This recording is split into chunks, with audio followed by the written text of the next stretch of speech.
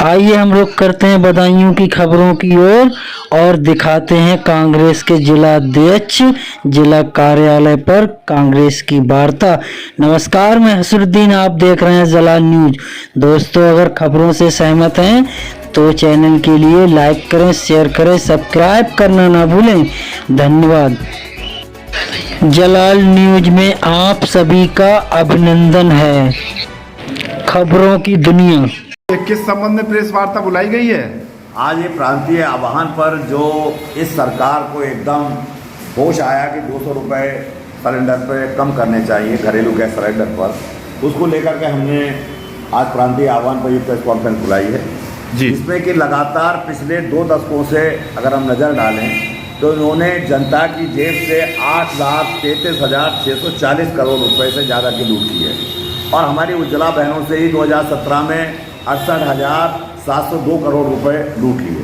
अब इन्होंने मात्र जैसे ऊँट के मुंह में जीरा, इन्होंने 200 रुपये कम दिए हैं। केवल इनके दिमाग में ये है कि अब चुनाव आने वाले हैं और इनको एहसास हुआ कि चुनाव में माताएं बहनें सिलेंडर को लेकर के काफ़ी दिलों में उनके गुस्सा है, तो उन्होंने सोचा कि इन्हें 200 रुपये की राहत करके हम इसको कुछ भुनाने की कोशिश करें। लेकिन निश्चित रूप से जहाँ हमारे कांग्रेस की सरकारें हैं, हिमाचल है, राजस्थान है, छत्तीसगढ़ है, जहाँ भी कांग्रेस की सरकारें हैं वहाँ पे 500 रुपये का सिलेंडर है। तो ये हर माता बहन देख रही है कि आपने एक 1200 रुपये का सिलेंडर करके 200 रुपये घटाए हैं, अब भी आप लूट रहे हैं। अब भी आप माताओं बहनों की जेब से, हमारे जनमानस की जेब से डाका डाल रहे हैं। अब भी आपको यहाँ हमारे यहाँ 1000 रुपये का सिलेंडर पड़ता है। तो ये जो केवल इनका दिखावा है कि 200 रुपये हमने कम कर दिए हैं, केवल मात्र चुनावी स्टंट है और इसके अलावा कुछ नहीं। तो अध्यक्ष जी, फिर क्या कोई रणनीति आपके द्वारा बनाई गई है? इसको किस तरीके से काउंटर करेंगे आप और आपकी पार्टी? क्या रणनीति इस संबंध में भविष्य के लिए मानकर चल रही है? देखिए, हम लोगों ने फिलहाल तो ये जो पर्दाफाश इन्होंने जिस तरीके से 200 रुपये घटाए और अपनी हमदर्दी जनता में लेने की कोशिश की, उसको लेकर के हमने एक प्रेस कॉन्फ्रेंस की है। बाकी हाईकमान का अगर कोई निर्देश आता है तो इनके खिलाफ कोई हम लोग धरना प्रदर्शन या जो भी इस सिलेंडर या मूल्य बढ़ते जो भी मूल्य बढ़ाए जाएंगे उनके खिलाफ करेंगे, तो पार्टी का आदेश होगा, उसके निर्देशानुसार कार्य किया जाए। नहीं, तो इनका कहना ये है, भाजपा ये कहती है भाई 2000 पहले से सिलेंडर मुश्किल में मिला करता था और हमारे समय में आने से आसान हो गया सिलेंडर के मिलना। इस संबंध में आपका क्या कहना है? पार्टी क्या सोचती है आपकी? देखिए, ये कहना है इनका कि जब कांग्रेस की सरकार थी कि सिलेंडर मुश्किल से मिलता था, ये कहना इनका बिल्कुल गलत है और बहुत आराम से आदमी को सिलेंडर मिलता था। और इन लोगों ने जब सिलेंडर पर मात्र कुछ रुपए ही बढ़ते थे तो ये लोग सड़क पे आ जाते थे जी। आज इन्होंने जो हमारी सरकारों का रेट था उससे इन्होंने चौगने कर रखे हैं जी।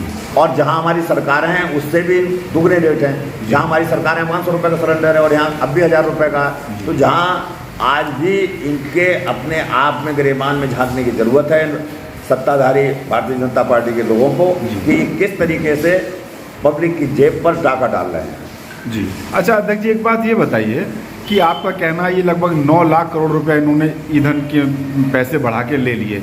उसके बाद ये भी सुनने में आया है, आप लोग आरोप लगाते हैं कि इन्होंने 2014 में जो देश पर कर्ज था अब लगभग 52 लाख करोड़, आज आप लोग कहते हैं 155 लाख करोड़ रुपए कर्ज है। आरबीआई से भी इन्होंने पैसा 2-3 लाख करोड़ रुपए ले लिया। तो आखिर इतने पैसे का क्या कर रहे हैं ये लोग? सही बात तो ये है कि जो हमारे नेता कहते हैं ये 2 परिवारों की मदद कर रहे हैं, 2 उद्योगपतियों की मदद कर रहे हैं और ये उद्योगपतियों की सरकार है। खुले खुले हमारे नेता ने सदन में पूछा था कि अडानी और अंबानी से माननीय मोदी जी का रिश्ता क्या है। उसका जवाब आज तक प्रधानमंत्री ने नहीं दिया, न किसी नेता ने दिया, अपितु उसके खिलाफ इन्होंने षड्यंत्र रच के उनकी सदस्यता समाप्त करने का प्रयास किया, जो कि माननीय हम शुक्रगुजार हैं न्यायालय के, जिन्होंने कि साफ सुथरी अपना आदेश दिया और उन्होंने पुनः राहुल गांधी जी की सदस्यता बहाल की।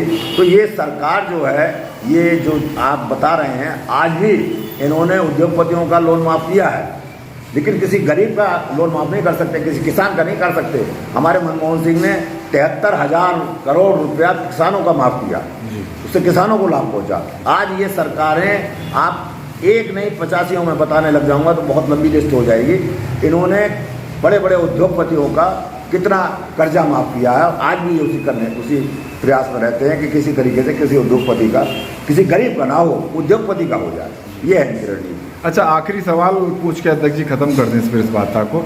तो आप लोग ये आरोप लगाते हैं भाई मीडिया पर कुछ ना कुछ नियंत्रण है, और आप लोग कहते हैं भाजपा के पास संसाधन बहुत हैं, तो आप लोग फिर इस मुद्दे को, यदि आप ये मान के चलते हैं ये जेन्युइन मुद्दा है, जनता प्रभावित होगी, आप जन जन तक पहुंचाने के लिए क्या रणनीति है आपके पास, बताना चाहेंगे क्या? मान्यवर, ये है कि हम लोग जन जन, हमारे पास क्योंकि एक जो गोदी मीडिया है वो तो उनके खिलाफ कुछ दिखाना ही नहीं चाहता। आज भी वो, अगर आप टीवी पर देखें तो जो गोदी मीडिया है वो हिंदू मुस्लिम वर्सेस आर्गूमेंट्स होते हैं। देश के मुद्दों पर बात नहीं होती, देश की आर्थिक स्थिति पर बात नहीं होती, देश के विकास के बारे में बात नहीं होती। बात होती है तो हिंदू मुस्लिम मैटर पर, जो कि उनका एजेंडा है।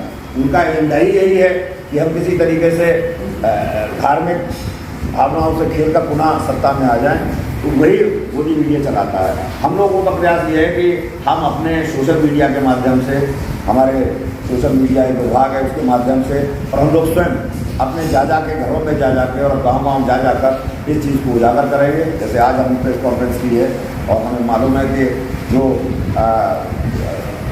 पत्रकारिता में अपनी कलम की ताकत जानते हैं वो हम लोगों को छापेंगे, और जो गोदी मीडिया है वो तो खिलाफ है ही है, वो तो निश्चित रूप से उनका गुणगान करता है। तो ये माने अध्यक्ष जी भविष्य में एक बड़ा आंदोलन की रूपरेखा, पृष्ठभूमि तैयार कर रही है कांग्रेस? निश्चित रूप से कांग्रेस जो है आने वाले वक्त में इस सरकार के खिलाफ, और इन्होंने और संविधान की छेड़ दी है। संविधान में हस्तक्षेप करने के लिए उन्होंने जो 7 दिन का सत्र बुलाया है वो भी बगैर, हमारी सोनिया जी ने लेटर लिखा है, उसमें पत्र लिखा है और उसमें कहा है कि इन चीज़ों पर चर्चा होनी चाहिए। तो मुख्य विषय यही है कि महंगाई पर चर्चा होनी चाहिए। तो ये लोग संविधान से भी खेलने की कोशिश कर रहे हैं। अगर इन्होंने ऐसा किया तो निश्चित रूप से बहुत बड़ा आंदोलन कांग्रेस करेगी। चलिए, शुक्रिया।